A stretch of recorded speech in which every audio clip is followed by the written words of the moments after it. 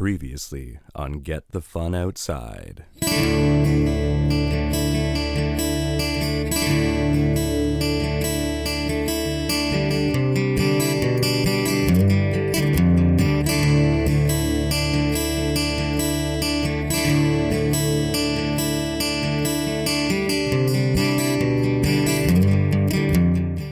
Right, so here we are. And we got two lockers we need to open because I'm not sure where the cable is to fire up the Jenny to charge the solar batteries. Obviously at night, not a lot of light. So here we go.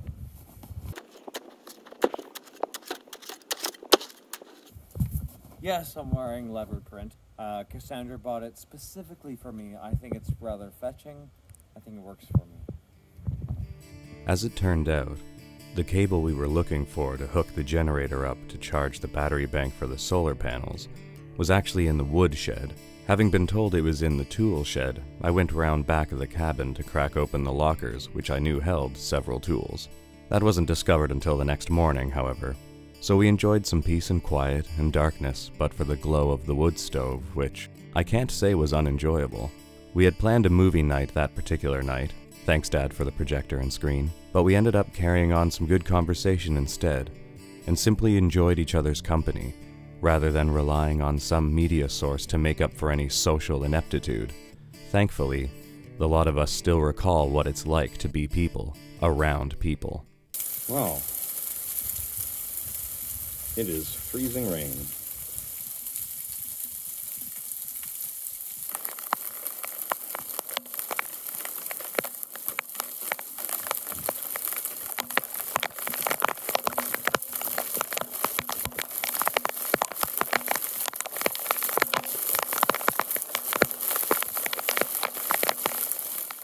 The rain continued on throughout the day, and we kept pretty close to home. Once night had fallen, the freezing rain had let up and left a beautiful and glimmering crust atop the banks of snow surrounding the cabin. It might look nice on camera, but it is nowhere near as breathtaking as it truly was in person. We stayed nice and cozy, and did end up enjoying our movie night, laughing and carrying on while watching the Evil Dead series, a great collection to watch when out in the middle of nowhere, in a cabin, in the woods.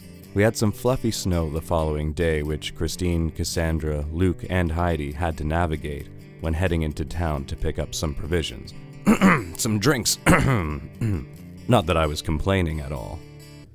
Once they took off, I had Marla take care of the fires whilst I strolled back down the trail to take down some more trees to replenish our wood piles for a few days.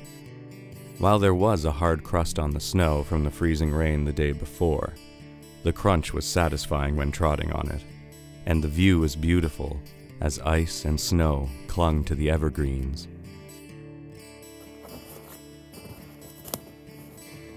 Here's the fun part.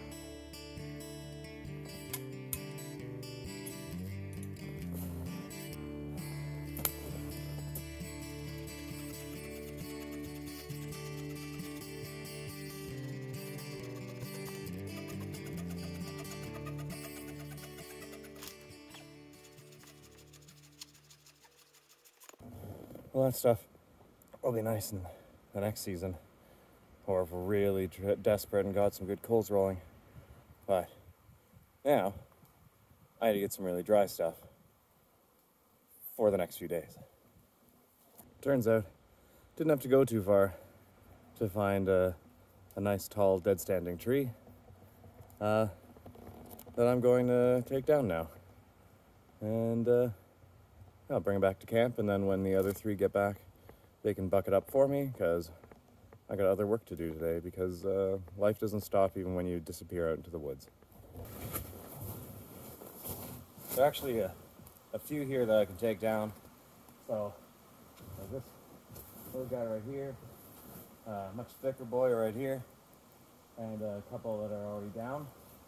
So, it's a little harder to maneuver without snowshoes, but since I busted them the first day in, I'm dealing with it however I can. So I'm going to take down a few of these and chuck them in the sled, haul them back, I already packed the trail in this way, so it's just a matter of pulling everything back out, setting it up on the sawhorse I built 2 years ago. That should definitely already be falling apart, but isn't somehow. Yeah, and then we'll make some work of that and stack it all and dry it in the camp. I might just be able to push this one down, but this guy's going to take a bit more work.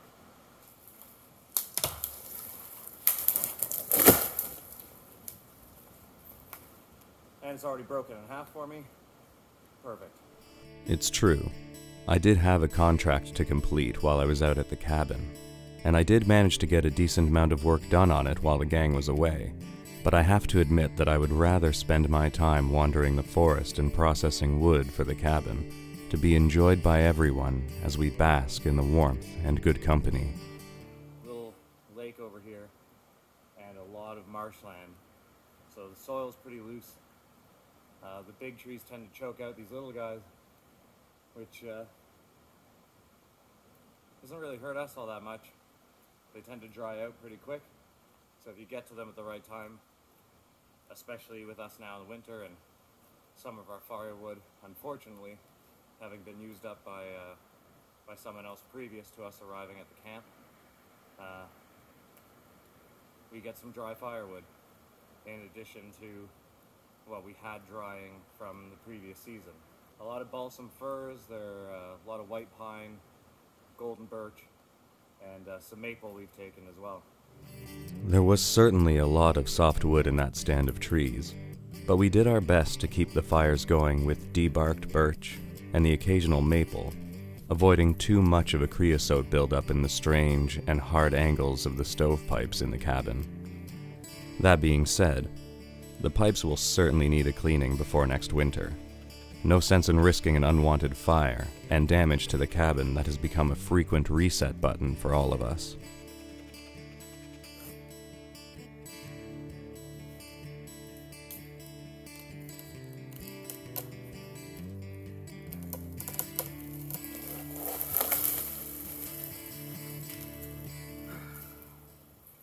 Alright, well, it's down for the most part.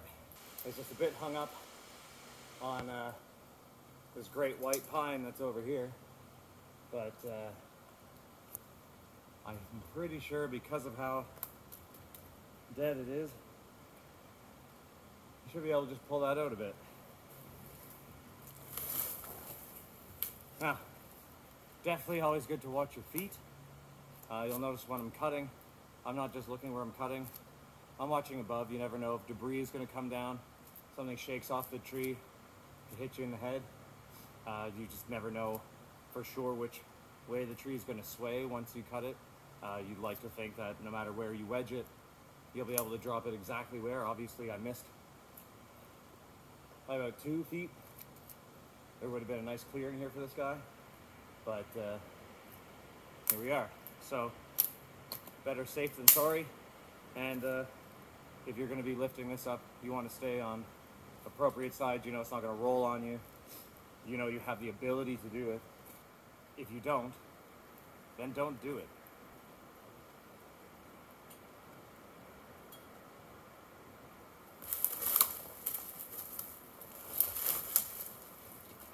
It's very small branches from the top of this guy that are now a little hung up. So I got a bit more space to pull to the side.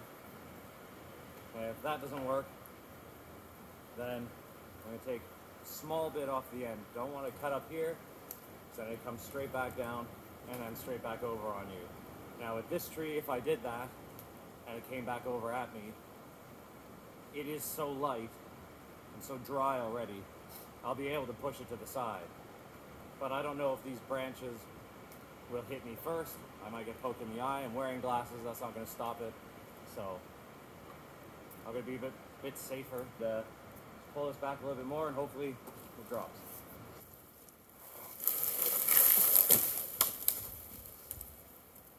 Alright, now it's just a matter of taking the axe, all these branches. I'll probably stack those into the sled as well, or a bunch of them anyway. They're good and dry, so they'll pick up quickly. You can break them down for kindling.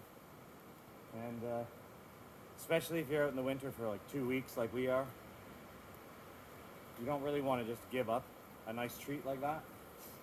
So cut up all the branches, stack them in the sled, buck up the definitely always be wary in the wind in the winter. If you hear a crack or a pop, you better stop everything to make sure nothing's coming down on you. The wind's just started to pick up in the last little bit. It's been pretty windy the past few days. Anyway, I'm gonna clear off all the branches, chuck them in the sled, buck up the 3 trees here with the katana, stack them sled by sled, I guess.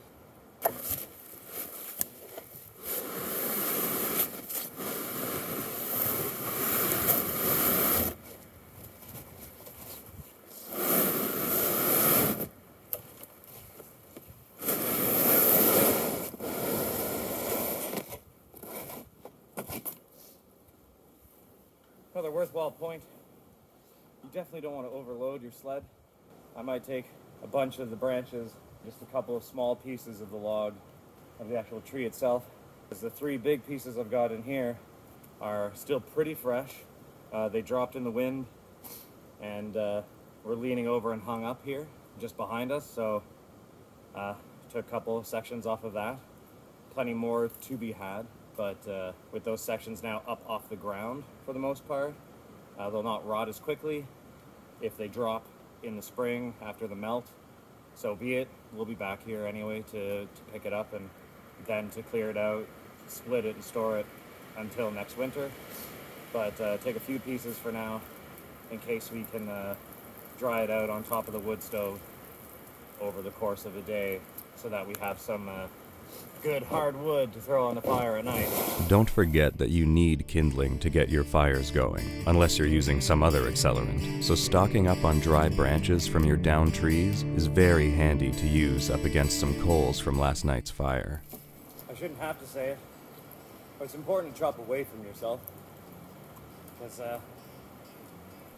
axes can be sharp, and even if they're not, they can still be deadly. Many people get careless and complacent when working out in the woods, so take your time and work safely to avoid an emergency evac from an otherwise peaceful place. I'll put this into perspective. We're spending 2 weeks out here, 5 of us, 4 of us for the whole trip, 5 for about a week of that. Now imagine the people who had to work the woods every day, travel back and forth every day, live with no electricity, just had to keep their wood stove going, had to have all this ready to go well in advance. And we had a few cord of wood readily in advance, but again, as I say, some of it was used before we arrived, so we're left grabbing all this. Now, of course, we could walk 3 kilometers out of here, get in our cars, warm up, go to town, pick up goods, which is what 3 of the people have done today. Marla stayed at the cabin to keep the 2 fires going.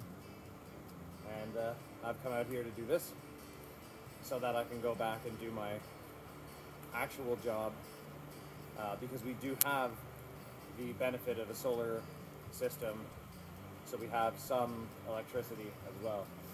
Think on 100 years ago how people were heating their places for the most part 100 years ago here in Canada, especially in rural Ontario.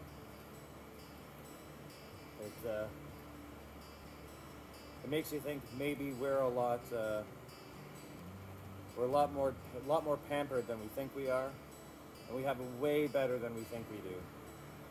And if more people could realize that,